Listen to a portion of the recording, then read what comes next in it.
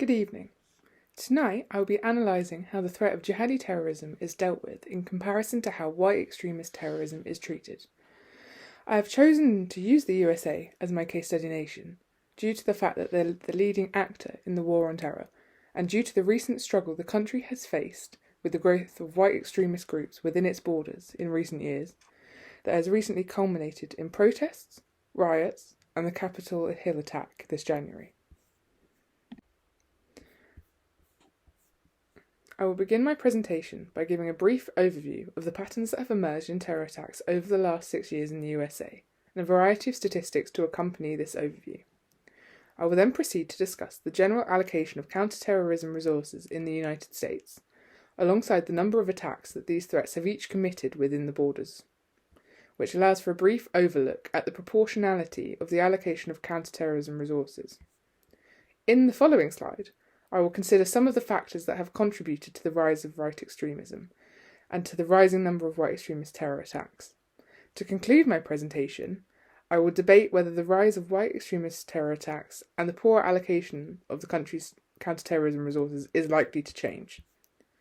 While many wrongly associate terrorism with Islam, the terror threat is evolving and new groups have grown into deadly machines ready to strike. Many of the more prominent groups that pose a threat to the Western nations currently are white extremist groups, such as the now infamous Proud Boys. Often, the actors that commit these acts of terror, be they lone actors or coordinated groups of terrorists, do so under the banner of white extremist terror groups, but they're not often classified as terrorists. The issue came to a boiling point recently with the attack on the US Capitol building, where thousands of white extremists, claiming they were inspired by President Trump, rioted and broke into the Capitol building, beating a Capitol police officer to death. Scholars such as Tucker and Abdullah were already debating the difference between how jihadi terrorists and white extremist terrorists became classified as terrorists after an attack. This attack on the Capitol building propelled the issue to the forefront of international attention. For the purpose of this presentation, the term white extremist terrorists is an encompassing term that will be used to refer to white supremacists, neo-Nazis, Nazi sympathisers, and white nationalists. This is due to the fact that there is much overlap between the ideologies of the groups. A terrorist may be a member of every group mentioned before, and thus it becomes incredibly difficult to separate them. Jihadi extremists is a term that refers to the people who have been radicalised to wage jihad, the holy war, claiming that their actions are justified by Islam. I'm using the term jihadi extremists or jihadi extremist terrorists rather than Islamic terrorists, as while it is a phrase that's been commonly coined by the public, the media, and prominent scholars alike, the latter is a term that's been used to perpetuate racist stereotypes. As members of the public, the majority of us are exposed to Western media on a daily basis. We are often consistently bombarded with stories and images of terror attacks occurring worldwide, as well as closer to home in the Western Hemisphere. Yet despite the fact that we regularly see the news of terror attacks occurring, since 2015, the overall number of successful terror attacks on US soil has fallen. The 2019 Global Terrorism Index stated that there's also been a fall in the number of fatalities that have occurred in terror-related incidences. Despite the overall fall in the number of terror attacks that have occurred within US borders, there's actually been an increase in the number of terror attacks perpetrated by white extremist terrorists.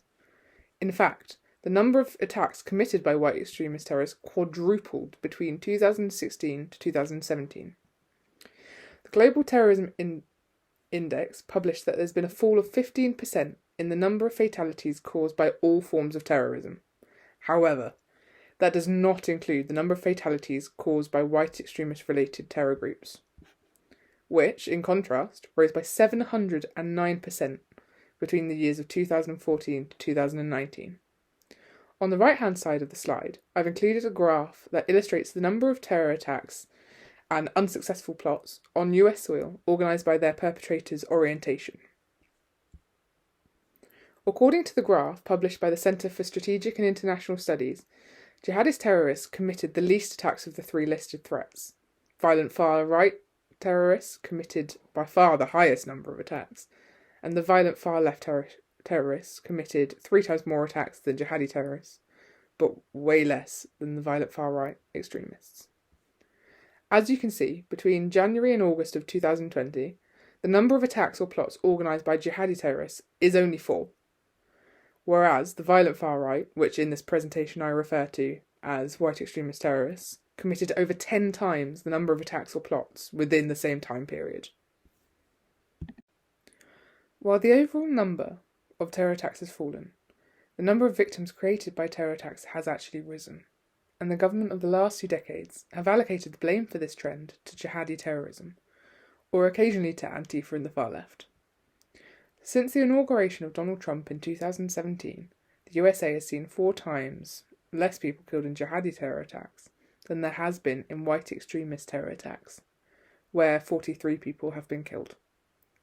The 9/11 attacks pushed American foreign policy to centre around combating the jihadi terror threat and the war on terror, although perhaps the war on terror should have been more specific in title, as war on jihadi terror may have been more accurate. Since the September 11th attacks, American counter-terrorism resources and investigations have continued in this vein, allocating the majority of its counter-terrorism resources to jihadi terrorism. In the FBI, between the years of 2005 to 2009, only 19% of counter-terrorism agents were assigned to domestic terror investigations, with the majority of these agents primarily focusing on counter-terrorism. This unequal allocation of resources continued through the Obama administration, and even grew during the Trump administration, with the closure of government bursaries and schemes that aim to educate on the issues of white extremist terror. The closure of programs will be looked at further in the next slide. Why has this pattern emerged? Well, there are many factors that over time have led to the fall of jihadi terrorism and to the rise of white extremist terrorism, as well as to the unproportionate allocation of counter-terrorism resources with their respective threats. One of these factors is the matter of race relations in the USA. People who are perceived to be Muslim are subjected to deeper scrutiny than their white counterparts. Since 2001, media outlets such as the newspaper The Sun and other Western media outlets, such as movies, such as Spooks the Greater Good, to name one, have portrayed the stereotypical terrorist to be of Muslim faith, usually from the Middle East, the Arab region, with brown skin. Since its creation, the United States has had a majority white Christian population. In a majority white country such as the USA, Muslims and people from the Middle East are in the minority, and as such they lay outside of the social norm. Because of this, they present an automatic threat to the order of the system. The focus of a nation, a society, is maintaining their power. This comes by maintaining the status quo, and by getting rid of any outside or indeed inside things, people, any ideas that could present a change. Change is not favoured by the powers that be, as it poses an unknown threat to their current dominance or power. Power dynamics in the international system squash any attempt to change, and these dynamics are replayed on a smaller scale within individual societies or countries. This power dynamic in the USA became exaggerated post 9/11, when jihadi terrorists proved that they provided a larger threat to civilians and to greater society. This one event reinforced racist stereotypes of Arab men, which have lasted until this very day. The idea of the stereotypical Muslim is based on the outdated racist idea that all Muslims look a certain way. Stereotypes such as Muslim men have long beards, or that all Muslim women wear a hijab, or that all people who are Arab or of Southern or West Asian descent are all Muslims. In the USA, white people are treated with lower levels of suspicion from law enforcement officials than black people or Arab people are, and they're subjected to less routine surveillance. This is demonstrated through policies such as the controversial stop and frisk tactic that is employed by the American NYPD, or was employed, shall I say, which has resulted in more African Americans and Latinos being stopped and frisked than any other ethnicity. Have these racist views influenced the rising rates with which white extremist motivated terror attacks are occurring? Well, white extremists have flown under the radar since the days of the KKK. The government, media, and the public have all at times either denied their existence or have simply ignored them. White extremism has peaked over the years in response to certain political events, such as the election of the first black president, Barack Obama, to the office. But until 2017 to 2018, it was a relatively underestimated threat that was not commonly talked about, let alone dealt with. Attacks perpetrated by white extremist terrorists more than quadrupled between 2016 to 2017. African American churches, synagogues, and indeed outdoor social venues have all been subjected to horrendous tragedies, all tied together by one common denominator: a white extremist who decided to take the lives of innocent people in a terrorist attack. Another factor that's influenced both the rise of white extremism and the allocation of counter-terrorism resources is the 9/11 attacks and the age of jihadi terrorism. The most deadly terror attack on the US soil since Pearl Harbor, the September 11th attack, shocked the world, undoubtedly. Images of people jumping from burning towers were shown instantly across social media platforms and the news. They were constantly shown on the news channels worldwide, horrifying everyone. The attack became the founding reason for the launch of the War on Terror, a campaign that refocused US counter-terrorism resources almost exclusively around jihadi terrorism. There was also a significant increase in the number of Islamophobic attacks and general anti-Islam rhetoric in the immediate aftermath of the 9/11 hijackings. Language used by the government of the USA to describe and address these threats has been different also. Language has, for a very long time, been securitized, so that the public, in this presentation the public of the USA, aligns itself with the views of the government regarding certain issues. Issues such as the war on terror or the invasion of Afghanistan. In terms of jihadi terrorism, the theory of securitization can be applied to the group Daesh, ISIL. Immediately post 9/11, jihadi terrorism was presented as a threat to both individual security and to state security across the majority of Western states, but especially in the USA and the UK.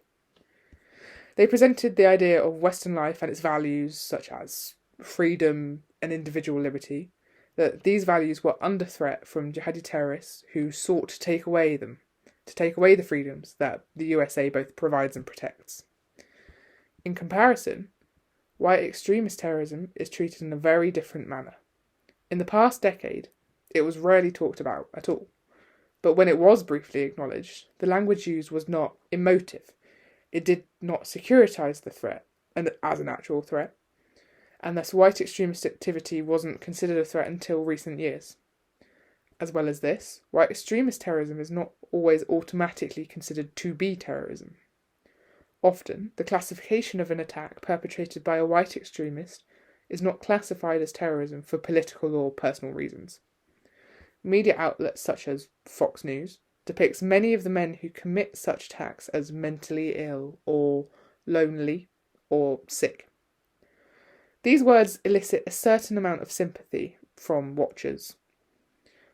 This gentle way of talking about white extremist terrorists lowers the level of alarm that the public feels and the level of threat that these men present. In contrast, suspected jihadi terrorists are automatically labelled as a terrorist, regardless of their status as guilty or innocent of the attack. They are also presented by the government and discussed by the media as savages or inhumane. All of these words have been used by media outlets in the past. These words immediately securitize them into a threat, and these words legitimize harsher punishments and treatments to detain jihadi terrorists. Usually, the terms extremist and extremism are used in connection to jihadi terrorists, or have been in the past. The term extremism does not have the same meaning or connotations today that it had 50 years ago. The term extremism became commonly used by both the government and the media in reference to jihadi terrorists. This was done in an attempt to lessen the negative reactions to the West's heavily militarised response when the war on terror was declared. The word extremism possesses negative connotations, as society considers extremes to be inappropriate and unbalanced. By associating the word extremism with negative outcomes, the powers of the West were arguably attempting to highlight the destructive, harmful nature of their enemy, while attempting to repair their own reputation. As well as the aforementioned factors, the election of Mr. Donald Trump to the position of President of the United States has, at least partially, contributed to the rise of the domestic white extremist terror threat. The Trump administration has focused government counterterrorism resources almost solely on countering the threat of jihadi terrorism. His administration reduced or entirely closed down programs designed to combat the white extremist terror threat, as well as closing down programs aimed at preventing radicalization of people in white extremist groups. The Department of Homeland Security had previously given multiple grants to programs such as Life After Hate. The Life After Hate program was one of the only programs in the US that aimed to aid people who wanted to leave white extremist groups. As well as there was a grant to a group of university researchers who were developing a program that helped prevent young people from becoming involved with violent white supremacist ideologies. Unfortunately, the Trump administration quickly cancelled both of these grants and did not request funding for any other grants in this area. As well as this, the newly named Office of Terrorism Prevention Partnerships had its number of staff cut by half to only 8 employees, and had its budget cut by 85% of its previous budget, left with only $3 million. Not only has his administration acted to cut funding, but President Trump himself has had an unfortunate history with discussing white extremist groups. It was debated by many people after his recent presidential debate whether he was deliberately ignoring these groups and the threat they pose to the US, choosing not to comment, or whether he was actively encouraging them, as the representative of New York, Alexandria Ocasio-Cortez, suggested on her personal Twitter after the debate. In the presidential debate, Donald Trump refused to condemn violent white extremist groups, instead saying that extremist groups such as the Proud Boys need to stand back and stand by, then proceeding to state that somebody had to do something about the left and Antifa. The Proud Boys are classified by the Southern Poverty Law Center as a hate group, and are classified as an extremist group that promotes an Islamophobic, anti-immigrant ideology. Immediately after his comments were aired, the Proud Boys group that he referred to in the debate were posting proudly across social media that they had the president's backing, and suggesting that they were ready to stand by, as he'd suggested in the debate. His comments at the presidential debate were not the only comments that he's made in regards to white extremist groups in the past. In the wake of the fatal Unite the Right white extremist protest in Charlottesville in 2017, President Trump suggested that there were fine people on both sides. My apologies.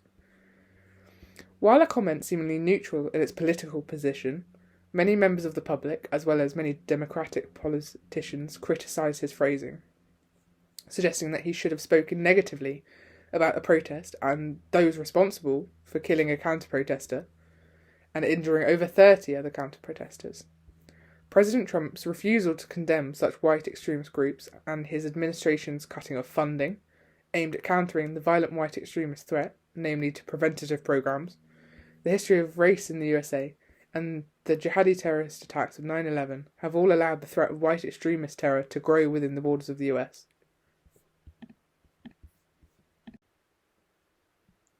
Is this period of white extremist groups growing stronger at an end in the USA? This slide will analyse both sides of the previous question, and I will debate whether the election of Joe Biden to the office of president will be likely to have an effect on the treatment of the threat of white extremist terror, and on the allocation of the US government's counter-terrorism resources. The election of Joe Biden to the office of President of the United States has raised questions about whether this established status quo of how the terrorist threat is treated will remain the same, or if the US government will reconsider their position, instead paying more attention to the growing threat of white extremist terror. Previous efforts to counter the domestic terror threat has been hampered by Republican politicians, as it's been stated during previous attempts, that most initiatives aimed at combating domestic terrorists equal the persecution of conservatives. Within 6 months of taking office, President Biden revealed a new priority for the US government, which was accepted due to its technicalities, as the strategy that he developed was being heavily encouraged, but was not technically written into law. This decision was reported to have been made due to the need for immediate action, whereas any attempt to introduce new law would probably not pass in today's contentious political climate. Through his new 32-page published strategy to fight domestic terrorism, President Biden stated that his new strategy was to build on resources and intelligence agencies already in place in the USA to target the white extremist terror threat under the name of racially motivated or anti-government extremism. The focus in the new fight against domestic terrorism is first prevention. This is as well as encouraging the sharing of domestic terror-related information between intelligence agencies in the USA, which has historically been an issue and has hampered counter-terrorism investigations in the past. While the response of the government and their agencies is beginning to change, now taking a more proactive route to combat the threat of white extremism, there are still inequalities and uncertainty. As well, there are clear laws allowing for the prosecution of jihadi terrorists and international terrorists. There are no statutes that currently discuss how domestic terrorists can be prosecuted, and Biden's new strategy did not address this. With this inequality in law, the two terror threats cannot be prosecuted in the same manner. Due to the lack of legislation, the number of prosecutions of white extremist terrorists, will remain lower, until there is a law that can deal with this, as the clear laws do with jihadi terrorism. As demonstrated by the previous issue, the majority of the resources are still diverted towards the global war on terrorism, leaving the agencies that are responsible for combating the home threat that is white extremism and terrorism still underfunded and undermanned. On the next slide is a list of references that I've shown in text when referencing a statistic, in case that you'd like to delve further into the sources that I've used for your own work. Thank you very much for your time today. If you've been left with any questions or points you wish to discuss, please contact me. I can be contacted through LinkedIn, and my link to the profile is showing on the screen. Thank you.